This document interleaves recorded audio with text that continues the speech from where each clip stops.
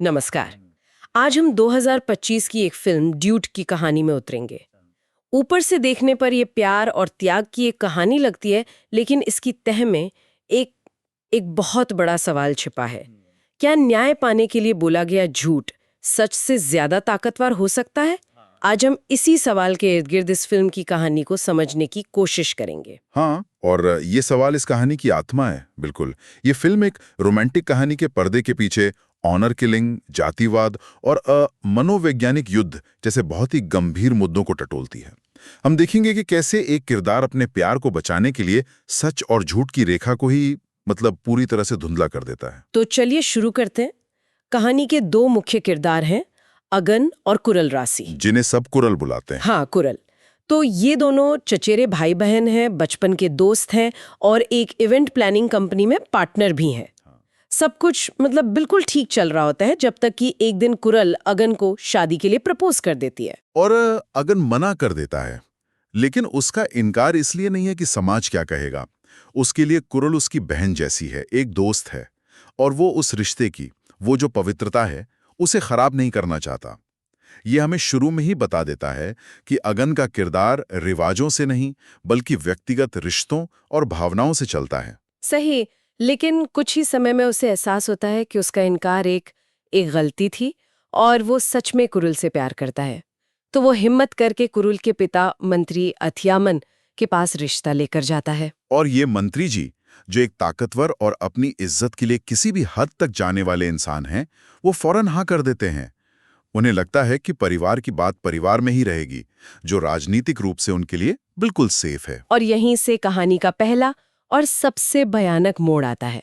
जब अगन ये खुशखबरी कुरल को देता है, तो वो उससे बताती है कि वो किसी और से प्यार करती है, पारी नाम के एक लड़के से, जो दूसरी जाति का है। और जैसे ही ये खबर मंत्री तक पहुंचती है, उनका जो रूप सामने आता है वो किसी ने सोचा भी नहीं था। हाँ, ये सिर्फ एक पिता का गुस्सा नहीं था, नहीं, ये एक हत्यारे की धमकी थी। बिल्कुल। मंत्री एक भयानक राज खोलता है।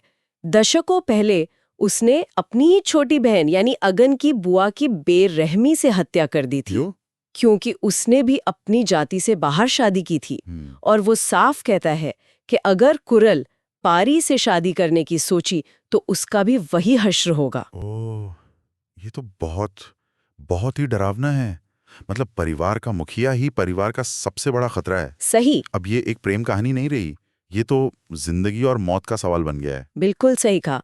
और यहाँ कहानी ऑनर किलिंग को सिर्फ एक घटना की तरह नहीं दिखाती, बल्कि एक मानसिकता के रूप में दिखाती है जो पीढ़ियों तक चलती है।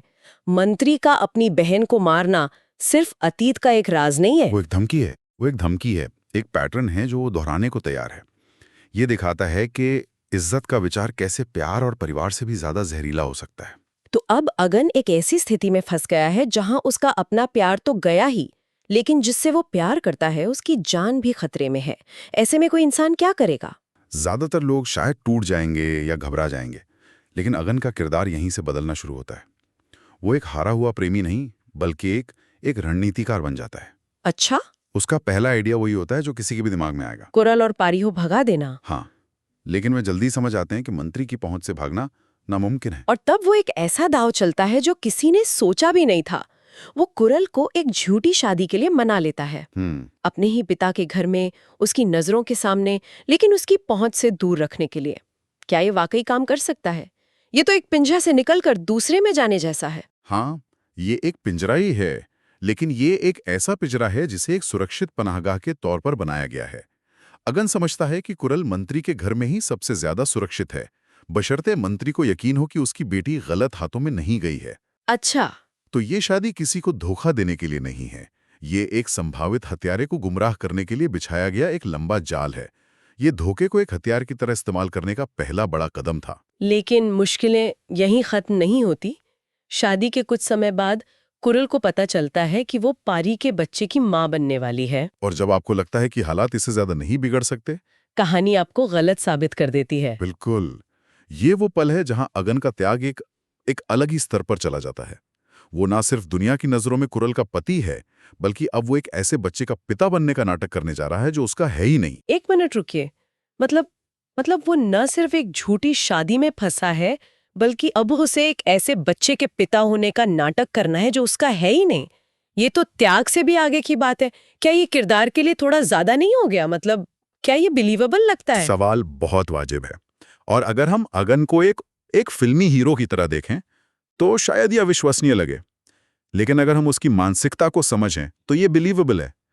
अगन का ये कदम सिर्फ महानता नहीं दिखाता, बल्कि एक बहुत ही जटिल मनोवैज्ञानिक स्थिति को भी उजागर करता है, जिसे सेवियर कॉम्प्लेक्स या रक्षक मानसिकता कह सकते हैं। अच्छा। क्या उसका ये कदम सच में पूरी तरह निस्वार्थ है, या इसमें कहीं ना कहीं अपने प्यार को एक अलग ऊंचे दर्जे पर साबित करने की भी कोशिश है?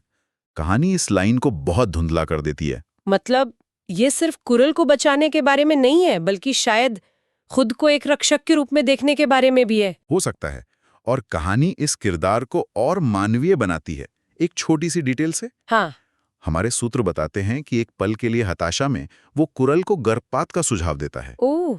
ये दिखाता है कि वो कोई देवता नहीं है, वो भी एक इंसान है जो इस दबाव में टूट रहा है, लेकिन आखिरकार वो बच्चे की जिम्मेदारी लेने का फैसला करता है, जो उसके त्याग को और भी ज्यादा वजनदार बना देता है। तो वो बच्चे के जन्म प्रमाण पत्र से लेकर हर सरकारी दस्तावेज पर अपना नाम लिखवाता है, उसे अपना सरनेम देता है।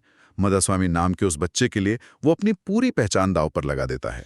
1 साल से भी ज्यादा समय बीत जाता है। कुरल पारी के लिए देश से बाहर जाने का इंतजाम कर लेती है और अगन से तलाक की योजना बनाती है। अगन इसके लिए भी तैयार हो जाता है, लेकिन जाने से ठीक पहले अगन का दोस्त लक्स कुरल को सारा सच बता देता है। ये अगन ने हमेशा उससे प्यार किया है। हाँ। और यहाँ अगन के धोखे की एक और परत खुलती है।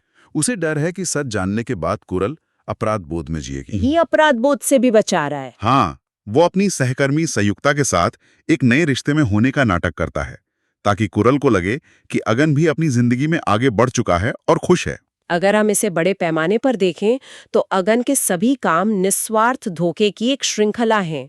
उसका हर झूठ कुरल की रक्षा के लिए बनाया गया है, पहले उसके पिता के खूनी इरादों से, और फिर उसे पीछे छोड़ने के मानसिक बोझ से। सही। वो ये सुनिश्चित कर रहा है कि कुरल ना केवल शारीरिक रूप से सुरक्षित रहे, बल्कि मानसिक रूप से भी आजाद महसूस करे। लेकिन जब आपको लगता है कि कहानी का सबसे बड़ा दांव खेला जा चुका है, तब फिल्म एक ऐसा मोड़ लेती है जिसके लिए कोई तैयार नहीं था। मुझे तो यकीन ही नहीं हुआ। मंत्री को तलाक और कुरल के भागने की योजना के बारे में पता चल जाता है, और उसका वही खूनी रूप फिर से सामने आता है। वो कुरैल को एक सुनसान जगह पर बुलाता है, ठीक उसी तरह जैसे उसने सालों पहले अपनी बहन को बुलाया और मार दिया था। उसका इरादा साफ है। अगन वहां पहुंच जाता है और सारा इल्जाम अपने ऊपर ले लेता है। वो कहता है कि तलाक का फैसला उसका था, लेकिन इससे पहले कि मंत्री कोई कदम उठा पाता, उसे दिल का दौरा पड़ जाता है। यहाँ अगन का प्लान बहुत ज्यादा खतरनाक भी था। उसका पूरा दांव इस बात पर टिका था कि मंत्री को दिल का दौरा पड़ेगा और वो बच जाएगा। अगर मंत्री मर जाता तो अगन एक तरह से उसकी मौत का जिम्मेदार होता। तो क्या हम उसे हीरो कह सकते हैं, या एक ऐसा मैनिपुलेटर जो बस भाग्यशाली निकला? ये सोचने वाली बात है, लेकिन कहानी का असली क्लाइमैक्स तो अस्पताल में होता है। मंत्री को जब होश आता है तो उसे यकीन दिलाया जाता है कि उसके पोते मदस्वामी ने ही उसकी जान बचाई है। हाँ, उसे बताया जाता है कि बच्चे ने कुछ ऐसा किया जिससे उसे समय पर मदद मिल सकी। और अंत में पता चलता है कि ये बचाव की पूरी कहानी अगन और उस बच्चे द्वारा रचा गया एक मनोवैज्ञानिक नाटक था। ये शानदार है। यहाँ विलेन को शारीरिक रूप से नहीं, बल्कि मानसिक रूप से तोड़ा गया है। ये तो कमाल है। मतलब उन्होंने विलेन को मुक्का मारकर नहीं, बल्कि दिमाग से हराया। बिल्कुल, इसे गैस लाइटिंग का एक उल्टा रूप कह सकते हैं। अच्छा। आमतौर पर गैस लाइटिंग का इस्तेमाल किसी को नीचा दिखाने या कंट्रोल करने के लिए होता है। यहाँ अगन ने इसी तकनीक का इस्तेमाल एक अपराधी को उसके अपने अपराध बोध से तोड़ने के लिए किया है। उसने विलेन की हकीकत को इस तरह से मोड़ा कि उसे खुद पर नहीं, बल्कि अपने अच्छे होने पर यकीन होने लगा। उसे उसी बच्चे के प्रति प्यार और कृतज्ञता महसूस करने पर मजबूर किया गया, जो उसी रिश्ते का प्रतीक था जिसे वह नष्ट करना चाहता था। और इसी मनोवैज्ञानिक दबाव में आकर वो अपनी बहन की हत्या का जुर्म सार्वजनिक रूप से कबूल कर लेता है और उसे जेल हो जाती है। न्याय मिलता है, लेकिन बदला लेकर नहीं, बल्कि एक बहुत ही सोची समझी मनोवैज्ञानिक चाल से। हाँ, एक ऐसी चाल जिसने उसे अपने ही अपराधों का सामना करने पर मजबूर कर दिया। उसे बाहर से किसी ने सजा नहीं दी, उसके अंदर के अपराध बोध ने ही उसे सजा दी, जिसे अगन ने बस बाहर निकाला। बिल्कुल। तो इस सब का क्या मतलब है? कहानी के अंत में कुरल और पारी आजाद हैं और अपनी नई जिंदगी शुरू करते हैं। अगन, जिसने अपना प्यार खो दिया, उसे संयुक्ता के रूप में एक साथी मिलता है जो उसके हर झूठ और हर त्याग की गवाह रही है, और वो भी अपनी जिंदगी में आगे बढ़ जाता है। हाँ। उसने उस महिला को बचाया जिससे वो प्यार करता था, और एक हत्यारे को सजा भी दिलवाई, लेकिन झूठ और धोखे के रास्ते पर चलकर। यही इस कहानी की खूबसूरती है। ये बहुत ही चालाकी से एक प्रेम कहानी के ढांचे का इस्तेमाल सम्मान, जाति और न्याय की प्रकृति के बारे में गहरी बात कहने के लिए करती है। ये दिखाती है कि कभी-कभी सबसे बड़ी लड़ाइयाँ ताकत से नहीं, बल्कि समझ और मनोविज्ञान से जीती जाती हैं। तो आखिर में सवाल वहीं आकर रुकता है जहां से हमने शुरू किया था।